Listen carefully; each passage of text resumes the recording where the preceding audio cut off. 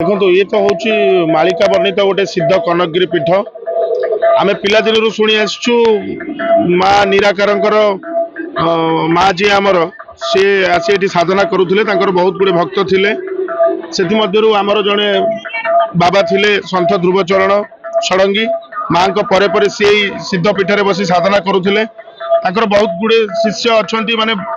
आम पिला बेलू देखीचु गोटे विश्व शांति यज्ञ होता बहुत राज्यर बहुत कोण अनुकोण आमर जिते जिते महान महान बड़ बड़ राजा मैंने अच्छा से यज्ञ आसी उपस्थित होते बाबा ये साधना करुले बाबा प्रति वर्ष जनवरी 1 तारिख को माँ को आशीर्वाद दिवस रूपे पालन करा जाए लक्ष लक्ष भक्त आसिक श्रद्धालु आसिक माँ को आशीर्वाद नियंती बापा शांत माँ भी आसती क्षीर हरिया आम गोपाल घर क्षीर नहीं माँ भी आसती छोट छोट होते आसती बाघ भी सांगे पाखे बसत माँ पाखे बस डरबे कहे बाघ भी किसी हेनी बसते नहीं माँ पूरा रही माँ भी आग तो भविष्य कही जे चारिपट पूरा धवलमय हम ସେଇଟା भी आस्ते आस्ते भी हो गला पाखापाखि माँ केवल एपटिया माँ तक बाहन बाघ सांगे थे आम तो पूरा छोट बेलू ये आसिक बाहर पर तो आसी होनी कि पूरा माँ को सेवार पूरा माँ केमती जो समस्ते करुणा लाभ करेंगे आ समस्ते सुख शांति बर्तमान जो विवाद विषाद परिस्थिति समय गति कर समस्त भितर भातृभाव रमस्त भितर स्नेह श्रद्धा समस्ते केमती आमर संस्कृति संपन्न हे आमर जो वयस्क लोक सम्मान देवा बड़ प्रति आमर नाम महामंत्र नाम जो समस्त भितर कली कलुष ग्रहण कर समस्त भितर समाज को एक सुख शांति और समृद्धि वातावरण सृष्टि करेंगे से माँ आशीर्वाद आज ये दिवस माँ आशीर्वाद दिवस ये पहाड़ जुगे जुगे ईश्वर सब देवादेवी सानिध्य लाभ कर सत्य जुगे आम भागवतर अच्छी जो आमर देवासुर संग्राम बेले देवता मैंने ये आश्रय नहीं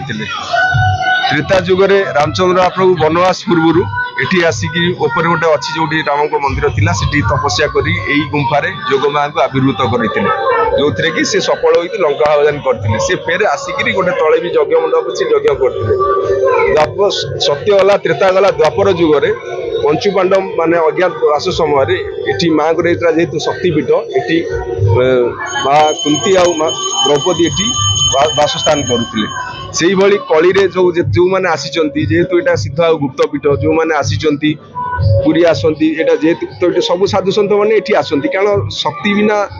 शिव शव जोटा आमर अच्छी से समस्ते ज्ञान लाभ करने को ये करने को सब सिद्धि लाभ करने यहाँ माँ श्रेष्ठ पीठस्थली आउ जो आसती ये किसी नता भाव खाली माँ को श्रद्धा डाकिले खाली आउ कि जो नहीं पार ये दबार अच्छी तो मन दियो श्रद्धा दियो स्नेह दियो से हजार हजार भक्त ये सुख छुटती माँ को आशीर्वाद पाई केमती आगु जो भयानक समय आसूसी माँ को कृपार रक्षा कर निजक रक्षा करें आउ भल समाज गठन नहीं आर लक्ष्य मो देह गोटे भयंकर रोग था जादू होता माँ कटक टाउन में माँ आम जाति कवि वीरकिशोर दास गोटे रोग भल करते तेणु जाति कवि वीरकिशोर दास कहते माँ तुम मत छाड़ी चली जाओ मुझे आत्महत्या करदेवी जीवंत रूप से कटक से पूजा पाते कटक पूजा पाते माँ निजे आसेना ये नुआ वर्ष करती निजे सब लोक मान खाया दिखती आर जो शिष्य जो मैंने जो थे ध्रुव भाव आम जो समाधि अच्छे तले सी कटक माने पानी माँ जो पादक पानी द्वारा बहुत सब रोग भल करते मो देह जादू होता मुझे पूरा